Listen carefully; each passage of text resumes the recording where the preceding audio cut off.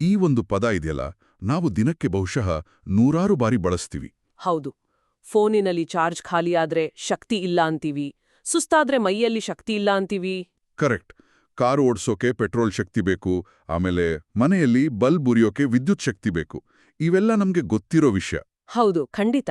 ಆದ್ರೆ ಒಂದು ಕ್ಷಣ ಯೋಚಿಸ್ನೋಡಿ, ಈ ಎಲ್ಲಾ ಶಕ್ತಿಗಳ ಜೊತೆಗೆ ನಾವು ಒಂದು ಕವಿತೆ ಬರೆಯುವಾಗ ಬೇಕಾಗುವ ಸೃಜನಶೀಲ ಶಕ್ತಿ ಇದೆಯಲ್ಲ, ಆಮೇಲೆ ಇನ್ನೊಬ್ರ ಮೇಲೆ ಪ್ರೀತಿ ತೋರಿಸುವಾಗ ವ್ಯಕ್ತವಾಗುವ ಭಾವನಾತ್ಮಕ ಶಕ್ತಿ, ಇವೆಲ್ಲದಕ್ಕೂ ಒಂದೇ ಒಂದು ಮೂಲ ಇರಲು ಸಾಧ್ಯವೇ? ಓ, ಇದು ಬಹಳ ಆಳವಾದ ಪ್ರಶ್ನೆ. ಅಂದ್ರೆ ಒಂದು ಪರಮಾಣು ಬಾಂಬ್ನಲ್ಲಿರೋ ಶಕ್ತಿಗೂ ತಾಯಿ ಮಗುವನ್ನು ನೋಡುವ ಪ್ರೀತಿಯಲ್ಲಿರೋ ಶಕ್ತಿಗೂ ಏನಾದ್ರೂ ಸಂಬಂಧ ಇದೆಯಾ ಅಂತ. ನಿಖರವಾಗಿ ಅದೇ ಪ್ರಶ್ನೆ. ಇದೇ ಇವತ್ತಿನ ನಮ್ಮ ಚರ್ಚೆಯ ಕೇಂದ್ರಬಿಂದು. ನಾವು ಇವತ್ತು ಗಾಯತ್ರಿ ಚೈತನ್ಯ ಎಂಬ ಒಂದು ಬರಹವನ್ನು ಆಧಾರವಾಗಿಟ್ಟುಕೊಂಡು ಮಾತಾಡ್ತಾ ಇದ್ದೀವಿ. ಹೌದು. ಈ ಬರಹವು ಇದೇ ಪ್ರಶ್ನೆಗೆ ಉತ್ತರ ಹುಡುಕಲು ಪ್ರಯತ್ನಿಸುತ್ತೆ. ಅಂದರೆ ಭೌತಿಕ ಜಗತ್ತಿನಿಂದ ಹಿಡಿದು ನಮ್ಮೊಳಗಿನ ಆಧ್ಯಾತ್ಮಿಕ ಪ್ರಪಂಚದವರೆಗಿನ ಎಲ್ಲಾ ಶಕ್ತಿಗಳ ಹಿಂದಿರುವ ಆ ಒಂದು ಮಹಾಶಕ್ತಿಯ ಸ್ವರೂಪವೇನು ಅಂತ ತಿಳಿದುಕೊಳ್ಳುವುದೇ ನಮ್ಮ ಇವತ್ತಿನ ಸಂವಾದದ ಗುರಿ. ಸರಿ, ಹಾಗಾದ್ರೆ ಗಾಯತ್ರಿ ಚೈತನ್ಯದಲ್ಲಿ ಶಕ್ತಿಯನ್ನು ಹೇಗೆ ವಿಂಗಡಿಸಲಾಗಿದೆ ಅನ್ನೋದ್ರಿಂದಲೇ ಶುರು ಮಾಡೋಣ, ಅಲ್ವಾ? ಖಂಡಿತ. ಮೊದಲಿಗೆ ನಾವೆಲ್ಲ ಶಾಲೆಯಲ್ಲಿ ಓದಿರುವ ಹಾಗೆ ವಿಜ್ಞಾನ ಹೇಳುವ 5 ಪ್ರಮುಖ ಶಕ್ತಿಗಳು: ವಿದ್ಯುತ್, ರಾಸಾಯನಿಕ, ಯಾಂತ್ರಿಕ, ಉಷ್ಣ ಮತ್ತು ಪರಮಾಣು ಶಕ್ತಿ. ಹೌದು, ಇದು ಬೇಸಿಕ್. ಇದರ ಜೊತೆಗೆ ಗಾಯತ್ರಿ ಚೈತನ್ಯವು ಪ್ರಕೃತಿಯಲ್ಲಿ ಕಾಣುವ ಜಲಶಕ್ತಿ, ಪವನಶಕ್ತಿ, ಸೌರಶಕ್ತಿ, ಧ್ವನಿಶಕ್ತಿ ಮತ್ತು ಗುರುತ್ವಾಕರ್ಷಣ ಶಕ್ತಿಯನ್ನು ಸೇರಿಸುತ್ತದೆ. ಸರಿ, ಇವೆಲ್ಲವೂ ಅಳೆಯಬಹುದಾದ ಅಂದ್ರೆ ಮೆಷರ್ ಮಾಡಬಹುದಾದ ಭೌತಿಕ ಶಕ್ತಿಗಳು. ಹೌದು. ಆದ್ರೆ ಪಟ್ಟಿ ಇಲ್ಲಿಗೆ ನಿಲ್ಲೋದಿಲ್ಲ. ಇಲ್ಲಿಂದ ವಿಷಯ ಇನ್ನೂ ಹೆಚ್ಚು ಕುತೂಹಲಕಾರಿಯಾಗುತ್ತೆ. ಓಕೆ. ಇದೇ ಪಟ್ಟಿಯಲ್ಲಿ ಶಾರೀರಿಕ ಶಕ್ತಿ, ಪ್ರಾಣಶಕ್ತಿ, ಮನೋಶಕ್ತಿ, ಕಲ್ಪನಾಶಕ್ತಿ, ಬುದ್ಧಿಶಕ್ತಿ, ಸ್ಮರಣಶಕ್ತಿ, ಪ್ರತಿಭಾಶಕ್ತಿ, ಆಧ್ಯಾತ್ಮಿಕ ಶಕ್ತಿ ಮತ್ತು ಕುಂಡಲಿನಿ ಶಕ್ತಿಯಂತಹ ಆಂತರಿಕ ಶಕ್ತಿಗಳನ್ನೂ ಸೇರಿಸಲಾಗಿದೆ. ಒಂದು ನಿಮಿಷ, ಇಲ್ಲಿ ನನಗೊಂದು ಪ್ರಶ್ನೆ ಇದೆ. ವಿಜ್ಞಾನ ಶಕ್ತಿಯನ್ನು ಅಳೆಯಬಹುದಾದ ಒಂದು ಆಬ್ಜೆಕ್ಟಿವ್ ವಿಷಯವಾಗಿ ನೋಡುತ್ತೆ. ಹೌದು. ಆದರೆ ಇಲ್ಲಿ ಕಲ್ಪನಾ ಶಕ್ತಿ ಅಥವಾ ಈಗ ನೀವು ಹೇಳಿದ ಹಾಗೆ ಪ್ರೇಮಶಕ್ತಿಯ ಬಗ್ಗೆ ಮಾತಾಡಿದಾಗ ನಾವು ಸಬ್ಜೆಕ್ಟಿವ್ ಅಂದ್ರೆ ಅನುಭವದ ಕ್ಷೇತ್ರಕ್ಕೆ ಕಾಲಿಡ್ತಿದ್ದೇವೆ. ನಿಜ. ಈ ಎರಡನ್ನೂ ಒಂದೇ ಶಕ್ತಿ ಅನ್ನೋ ಪದದ ಅಡಿಯಲ್ಲಿ ಗಾಯತ್ರಿ ಚೈತನ್ಯ ತರುವುದು ಒಂದು ದೊಡ್ಡ ಜಿಗಿತಲ್ವಾ? ಖಂಡಿತ. ಇದೇ ಈ ಬರಹದ ವಿಶೇಷತೆ. ಅದು ಶಕ್ತಿಯನ್ನು ಕೇವಲ ಒಂದು ಭೌತಿಕ ವಿದ್ಯಮಾನವಾಗಿ ನೋಡ್ತಾ ಇಲ್ಲ. ಬದಲಿಗೆ ಪ್ರಜ್ಞೆಯ ಪ್ರತಿಯೊಂದು ಅಭಿವ್ಯಕ್ತಿಯನ್ನು ಶಕ್ತಿಯ ರೂಪವೆಂದೇ ಪರಿಗಣಿಸುತ್ತೆ. ಉದಾಹರಣೆಗೆ ವಾಕ್ಶಕ್ತಿ ಅಂದ್ರೆ ಮಾತಿನ ಬಲ, ರಚನಾಶಕ್ತಿ ಅಂದ್ರೆ ಕ್ರಿಯೇಟಿವಿಟಿ, ಸಹನಾಶಕ್ತಿ, ಲೈಂಗಿಕ ಶಕ್ತಿ, ಲೇಖನಿ ಶಕ್ತಿ, ಹೀಗೆ ಪ್ರತಿಯೊಂದು ಮಾನವ ಚಟುವಟಿಕೆಯ ಹಿಂದೆಯೂ ಒಂದು ಶಕ್ತಿ ಇದೆ ಅಂತ. ಎಕ್ಸಾಕ್ಟ್ಲಿ. ಹಾಗಾದರೆ ಗಾಯತ್ರಿ ಚೈತನ್ಯದ ಪ್ರಕಾರ ನಾನು ಒಂದು ಕವಿತೆ ಬರೆಯಕ್ ಬಳಸೋ ಶಕ್ತಿಗೂ ಒಂದು ಸೋಲಾರ್ ಪ್ಯಾನೆಲ್ ವಿದ್ಯುತ್ ಉತ್ಪಾದಿಸೋ ಶಕ್ತಿಗೂ ಮೂಲ ಒಂದೇ ಅಂತಾನ? ಹೌದು, ಮೂಲ ಒಂದೇ. ಅದು ಹೇಗೆ ಸಾಧ್ಯ? ಆ ಸೂರ್ಯನ ಶಕ್ತಿ ನನ್ನ ಮನಸ್ಸಲ್ಲಿ ಕಲ್ಪನೆಯಾಗಿ ಬದಲಾಗೋದು ಹೇಗೆ ಅಂತ ಏನಾದರೂ ವಿವರಣೆ ಇದೆಯಾ? ಅದ್ಭುತವಾದ ಪ್ರಶ್ನೆ. ಅದು ಹೇಗೆ ಬದಲಾಗ್ತದೆ ಅನ್ನೋ ಪ್ರಕ್ರಿಯೆಯನ್ನು ನೇರವಾಗಿ ವಿವರಿಸಿದ್ದರೂ ಅದರ ಹಿಂದಿನ ತತ್ವವನ್ನು ಗಾಯತ್ರಿ ಚೈತನ್ಯ ಸ್ಪಷ್ಟಪಡಿಸುತ್ತೆ. ಓಕೆ. ಅದರ ಪ್ರಕಾರ ಈ ಎಲ್ಲಾ ಶಕ್ತಿಗಳು ಬೇರೆ ಬೇರೆ ರೂಪದಲ್ಲಿ ಕಂಡ್ರೂ ನದಿಯೊಂದು ಸಮುದ್ರ ಸೇರುವ ಹಾಗೆ ಇವೆಲ್ಲವೂ ಒಂದೇ ಒಂದು ಮೂಲಕ್ಕೆ ನಮ್ಮನ್ನು ಕೊಂಡೊಯ್ಯುತ್ತವೆ. ಆ ಮೂಲವನ್ನೇ ಪರವಶಕ್ತಿ ಅಥವಾ ಗಾಯತ್ರಿ ಎಂದು ಕರೆಯಲಾಗಿದೆ. ಆಕೆಯೇ ಈ ಸರ್ವಶಕ್ತಿಗಳ ತಾಯಿ. ಓಹ್, ಅಂದರೆ ನಾವು ನೋಡ್ತಿರುವ ಈ ಎಲ್ಲಾ ವಿಧವಾದ ಶಕ್ತಿಗಳು ಕೇವಲ ಆ ಮೂಲ ಶಕ್ತಿಯ ಬೇರೆ ಬೇರೆ ಮುಖಗಳು? ಹಾಗಾದ್ರೆ ಆ ಮೂಲದ ಸ್ವರೂಪ ಎಂಥದ್ದು? ಅದನ್ನು ಅರ್ಥ ಮಾಡಿಕೊಳ್ಳಲು ಗಾಯತ್ರಿ ಚೈತನ್ಯದಲ್ಲಿ ಸತ್ ಮತ್ತು ಅಸತ್ ಅಂತ 2 ಪರಿಕಲ್ಪನೆಗಳನ್ನು ಬಳಸಲಾಗಿದೆ. ಸತ್ ಮತ್ತು ಅಸತ್. ಹೌದು. ಸತ್ ಎಂದ್ರೆ ಇರುವಿಕೆ, ಮೂಲಭೂತವಾದ, ಇಂದ್ರಿಯಗಳಿಗೆ ಗೋಚರಿಸದ ಪರಮ ಸತ್ಯ. ಅಸತ್ ಎಂದ್ರೆ ನಮಗೆ ಕಾಣುವ, ಹುಟ್ಟಿ ಬೆಳೆದು ನಾಶವಾಗುವ ಈ ಪ್ರಪಂಚ. ಸರಿ. ಗಾಯತ್ರಿಯನ್ನು ಸತ್ತ ಸ್ವರೂಪಿಣಿ ಎನ್ನಲಾಗಿದೆ. ಅಂದ್ರೆ ಆಕೆ ಈ ಜಗತ್ತು ಸೃಷ್ಟಿಯಾಗುವ ಮೊದಲೇ ಇರುವ ಮೂಲವಸ್ತು. ಓಕೆ, ಇದು ಸ್ವಲ್ಪ ತಾತ್ವಿಕವಾಗಿದೆ.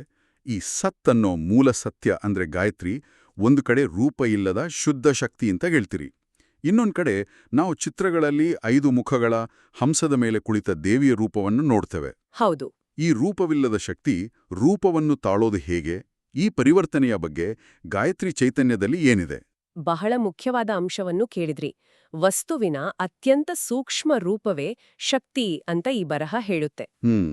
ತನ್ನ ನಿರ್ಗುಣ ಅಂದ್ರೆ ಗುಣಗಳಿಲ್ಲದ ರೂಪವಿಲ್ಲದ ಸ್ಥಿತಿಯಲ್ಲಿ ಅದು ಕೇವಲ ಶುದ್ಧ ಚೈತನ್ಯ ಅಥವಾ ಶಕ್ತಿ. ಓಕೆ, ನಿರ್ಗುಣ ಸ್ಥಿತಿ. ಅದೇ ಶಕ್ತಿಯು ಈ ಜಗತ್ತನ್ನು ಸೃಷ್ಟಿಸಲು ಸಂಕಲ್ಪಿಸಿದಾಗ ಸಗುಣ ರೂಪ ಅಂದ್ರೆ ಗುಣಗಳುಳ್ಳ ಆಕಾರವುಳ್ಳ ರೂಪವನ್ನು ತಾಳುತ್ತದೆ. ಆಗ ಆಕೆ ದೇವಿಯಾಗಿ ಕಾಣಿಸ್ಕೊಳ್ತಾಳೆ. ಆಹಾ, ಅಂದ್ರೆ ಒಂದೇ ಶಕ್ತಿ ಎರಡು ಸ್ಥಿತಿಗಳಲ್ಲಿ ಇದೆ. ಒಂದು ಅವ್ಯಕ್ತ, ಇನ್ನೊಂದು ವ್ಯಕ್ತ. ನಿಖರವಾಗಿ. ಅದೇ ದೇವಿಯನ್ನು ಆದಿಪರಾಶಕ್ತಿ, ಮಹಾಶಕ್ತಿ, ಮಹಾದೇವಿ ಮತ್ತು ಕುಂಡಲಿನಿ ಅಂತ ಕೂಡ ಕರೆಯುತ್ತಾರೆ. ಕುಂಡಲಿನಿ? ಹೌದು. ಕುಂಡಲಿನಿಯನ್ನು ನಮ್ಮೊಳಗಿನ ಆತ್ಮಶಕ್ತಿ ಎನ್ನಲಾಗಿದೆ. ಶಾಕ್ತ ಸಂಪ್ರದಾಯದಲ್ಲಿ ಈ ಶಕ್ತಿಯನ್ನು ಕೇವಲ ಒಂದು ಬಲ ಅಂದ್ರೆ ಫೋರ್ಸ್ ಅಂತ ನೋಡೋದಿಲ್ಲ. ಬದಲಿಗೆ ಪ್ರಜ್ಞಾಪೂರ್ವಕವಾದ, ಚೈತನ್ಯಭರಿತವಾದ ಪರಬ್ರಹ್ಮ ಅಥವಾ ಪರಮಾತ್ಮನೆಂದೇ ಆರಾಧಿಸಲಾಗುತ್ತದೆ. ಸೊ ಗಾಯತ್ರಿ ಚೈತನ್ಯದ ಪ್ರಕಾರ ಸೂರ್ಯ, ಗ್ರಹ, ನಕ್ಷತ್ರಗಳಿಂದ ಹಿಡಿದು ಈ ಸೃಷ್ಟಿಯ ಪ್ರತಿಯೊಂದು ಜೀವಿಯವರೆಗೂ ಗಾಯತ್ರಿ ಶಕ್ತಿಯೇ ಆಧಾರ. ಹೌದು. ಇಡೀ ವಿಶ್ವವು ತನ್ನ ವ್ಯವಸ್ಥಿತವಾದ ಕ್ರಮದಲ್ಲಿ ನಡೆಯಲು ಆ ಶಕ್ತಿಯೇ ಕಾರಣ ಅಂತ ಹೇಳುತ್ತೆ. ಇದು ನಿಜಕ್ಕೂ ಒಂದು ಯೂನಿಫೈಡ್ ಥಿಯರಿ ಅಂತೆ ಕಾಣಿಸುತ್ತೆ. ಹೌದು.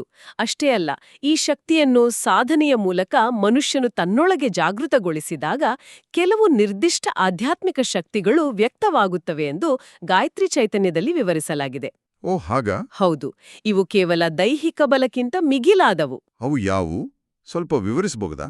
ಅವು ಮುಖ್ಯವಾಗಿ 4: ಓಜಸ್ಸು, ತೇಜಸ್ಸು, ವರ್ಚಸ್ಸು ಮತ್ತು ಚಿತ್ಶಕ್ತಿ.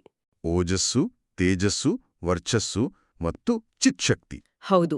ಇವನ್ನು ಒಂದೊಂದಾಗಿ ಪಟ್ಟಿ ಮಾಡುವ ಬದಲು ಅವುಗಳ ನಡುವಿನ ಸಂಬಂಧವನ್ನು ಅರ್ಥಮಾಡಿಕೊಳ್ಳೋದು ಉತ್ತಮ ಅನ್ಸುತ್ತೆ. ಖಂಡಿತ, ದಯವಿಟ್ಟು ವಿವರಿಸಿ. ಗಾಯತ್ರಿ ಚೈತನ್ಯದ ಪ್ರಕಾರ ಓಜಸ್ಸು ಅಂದ್ರೆ ದೈಹಿಕ ಮತ್ತು ಪ್ರಾಣಶಕ್ತಿಯ ಶುದ್ಧ ಸಾಂದ್ರ ರೂಪ. ಆರೋಗ್ಯಕರ ಜೀವನ ಶೈಲಿ ಮತ್ತು ಸಾಧನೆಯಿಂದ ಈ ಓಜಸ್ಸು ಹೆಚ್ಚಾದಾಗ ಓಕೆ, ಅದು ತೇಜಸ್ಸಾಗಿ ಹೊರಹೊಮ್ಮುತ್ತದೆ. ಅದೇ ನಾವು ಕೆಲವರ ಮುಖದಲ್ಲಿ ಕಾಣುವ ಆ ದೈವಿಕ ಕಳೆ ಅಥವಾ ಪ್ರಭಾವಳಿ ಅಂದ್ರೆ ಆರಾ. ಓ, ಹಾಗಾದ್ರೆ ತೇಜಸ್ಸು ಅನ್ನೋದು ಓಜಸ್ಸಿನ ಬಾಹ್ಯ ರೂಪ. ಸರಿ, ಹಾಗಾದ್ರೆ ವರ್ಚಸ್ಸು ಅಂದ್ರೇನು? ಆ ತೇಜಸ್ಸೇ ಜನರ ಮೇಲೆ ಪ್ರಭಾವ ಬೀರಿದಾಗ ಅದನ್ನು ವರ್ಚಸ್ಸು ಅಥವಾ ಪ್ರಭಾವಶಾಲಿ ವ್ಯಕ್ತಿತ್ವ ಅಂದ್ರೆ ಕರಿಸ್ಮಾ ಅಂತ ಕರೀತಾರೆ. ಅಂತಹ ವ್ಯಕ್ತಿಗಳು ಮಾತನಾಡಿದ್ರೆ ಜನ ಮಂತ್ರಮುಗ್ಧರಾಗಿ ಕೇಳುತ್ತಾರೆ. ಇನ್ನು 4ನೇದು ಚಿತ್ಶಕ್ತಿ. ಇದು ಬುದ್ಧಿಯ ಸ್ಪಷ್ಟತೆ ಮತ್ತು ಪ್ರಖರತೆ. ಈ ಎಲ್ಲಾ ಶಕ್ತಿಗಳು ಒಂದಕ್ಕೊಂದು ಪೂರಕವಾಗಿ ಬೆಳೆಯುತ್ತವೆ. ಈ ವಿವರಣೆ ವಿಷಯವನ್ನು ಬಹಳ ಸ್ಪಷ್ಟಪಡಿಸಿತು. ಈಗೊಂದು ಪ್ರಶ್ನೆ, ಈ ಜ್ಞಾನವೆಲ್ಲ ಎಲ್ಲಿಂದ ಬಂದಿದೆ?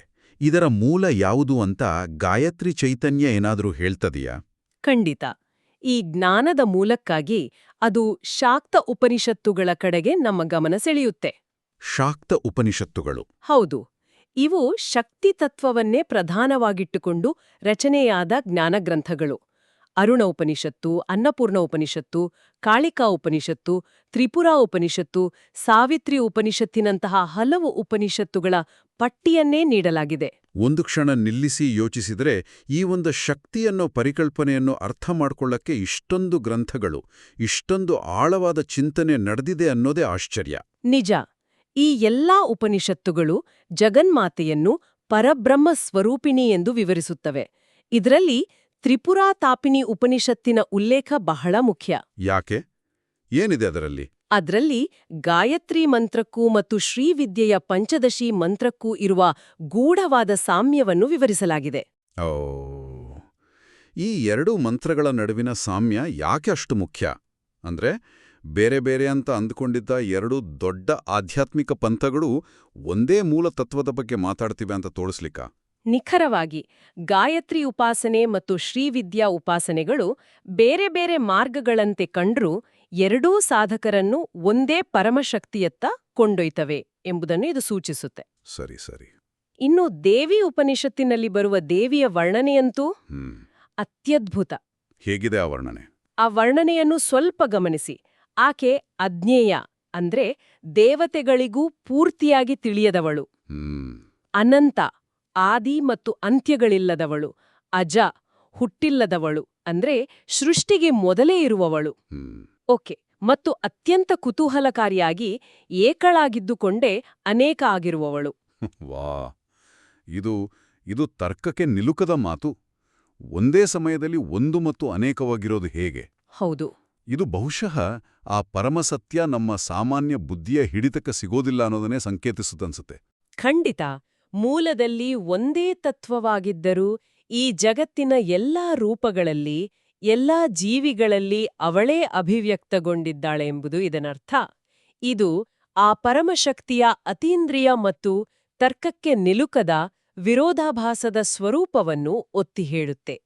ಇಂದಿನ ನಮ್ಮ ಚರ್ಚೆ ನಿಜಕ್ಕೂ ಒಂದು ಪಯಣದಂತಿತ್ತು. ನಾವು ವಿಜ್ಞಾನದ ಭೌತಿಕ ಶಕ್ತಿಗಳಿಂದ ಆರಂಭಿಸಿ ಮನಸ್ಸು ಮತ್ತು ಆತ್ಮದ ಆಳವಾದ ಶಕ್ತಿಗಳವರೆಗೆ ಸಾಗಿದೆವು. ಹೌದು. ಕೊನೆಗೆ ಈ ಎಲ್ಲಾ ಶಕ್ತಿಗಳು ಗಾಯತ್ರಿ ಎಂಬ ಒಂದೇ ದಿವ್ಯ ಸ್ತ್ರೀರೂಪಿ ಮೂಲದಲ್ಲಿ ಲೀನವಾಗುವುದನ್ನು ನೋಡಿದೆವು. ಹೌದು. ಗಾಯತ್ರಿ ಚೈತನ್ಯವು ಅಸ್ತಿತ್ವದ ಒಂದು ಏಕೀಕೃತ ಸಿದ್ಧಾಂತವನ್ನು ನಮ್ಮ ಮುಂದಿಡುತ್ತೆ. ಇಲ್ಲಿ ಚೈತನ್ಯ ಮತ್ತು ಶಕ್ತಿ ಬೇರೆ ಬೇರೆಯಲ್ಲ. ಬದಲಿಗೆ ಒಂದೇ ಪರಮಸತ್ಯದ ಎರಡು ಮುಖಗಳು. ಶಕ್ತಿ ಗಾಯತ್ರಿ ಮಂತ್ರ ಅಂತ ಇದೆಯಲ್ಲ, ಹೌದು, ಅದು ಕೂಡ ಆ ವಿಶ್ವಮಾತೆಯ ಶಕ್ತಿಯಿಂದ ಪ್ರೇರಿತರಾಗಲು ಮಾಡುವ ಪ್ರಾರ್ಥನೆಯೇ ಆಗಿದೆ. ಆ ಮಂತ್ರವನ್ನು ನಮ್ಮ ಕೇಳುಗರಿಗಾಗಿ ಹೇಳಬಹುದೇ? ಖಂಡಿತ. ಆ ಮಂತ್ರ ಹೀಗಿದೆ: ಓಂ ಸರ್ವಸಮ್ಮೋಹಿನ್ಯೈ ವಿದ್ಮಹೆ ವಿಶ್ವಜನನ್ಯೈ ಧೀಮಹಿ ತನ್ನೋ ಶಕ್ತಿ ಪ್ರಚೋದಯಾತ್. ಇದರ ಅರ್ಥವೇನು? ಇದರರ್ಥ, ಸರ್ವರನ್ನು ಸಮ್ಮೋಹಗೊಳಿಸುವವಳನ್ನು ನಾವು ಅರಿಯೋಣ, ವಿಶ್ವದ ತಾಯಿಯನ್ನು ಧ್ಯಾನಿಸೋಣ, ಆ ಶಕ್ತಿಯು ನಮ್ಮನ್ನು ಪ್ರೋತ್ಸಾಹಿಸಲಿ. ಇದು ನಮ್ಮೊಳಗಿನ ಜ್ಞಾನ, ಕ್ರಿಯೆ ಮತ್ತು ಇಚ್ಛಾಶಕ್ತಿಗಳನ್ನು ಜಾಗೃತಗೊಳಿಸಲು ಮಾಡುವ ಪ್ರಾರ್ಥನೆ. ಈ ಚರ್ಚೆಯನ್ನು ಒಂದು ಚಿಂತನೆಯೊಂದಿಗೆ ಮುಗಿಸೋಣ. ಗಾಯತ್ರಿ ಚೈತನ್ಯದಲ್ಲಿ ಈ ಗಾಯತ್ರಿ ಶಕ್ತಿಯನ್ನ ಸಿದ್ಧಿಸ್ಕೊಂಡ್ರೆ ಪ್ರತಿ ಸೃಷ್ಟಿಯನ್ನೇ, ಅಂದ್ರೆ ಒಂದು ಪರ್ಯಾಯ ಸೃಷ್ಟಿಯನ್ನೇ ಮಾಡಬಹುದು ಅಂತ ಉಲ್ಲೇಖಿಸಲಾಗಿದೆ. ಹೌದು, ಉಲ್ಲೇಖವಿದೆ. ಇದರ ಪ್ರಾಯೋಗಿಕತೆಯನ್ನ ಸದ್ಯಕ್ಕೆ ಬದಿಗಿಡೋಣ. ಆದರೆ ಈ ಕಲ್ಪನೆಯ ಬಗ್ಗೆ ಯೋಚಿಸಿದ್ರೆ ನಮ್ಮಲ್ಲಿರುವ ಸೃಜನಶೀಲ ಶಕ್ತಿ, ಅದು ಕಲೆಯಲ್ಲಿರ್ಲಿ, ಹೊಸ ಆಲೋಚನೆಯಲ್ಲಿರ್ಲಿ, ಅಥವಾ ಒಂದು ಸಮಸ್ಯೆಗೆ ಪರಿಹಾರ ಕಂಡುಕೊಡೋದರಲ್ಲಿರ್ಲಿ, ಆ ಶಕ್ತಿ ಇಡೀ ಬ್ರಹ್ಮಾಂಡವನ್ನೇ ಸೃಷ್ಟಿಸಿದ ಅದೇ ವಿಶ್ವಶಕ್ತಿಯ ಒಂದು ಸಣ್ಣ ಕಿಡಿ ಎಂದು ಭಾವಿಸುವುದರ ಅರ್ಥವೇನು? ಇದರ ಬಗ್ಗೆ ಆಲೋಚಿಸಿ.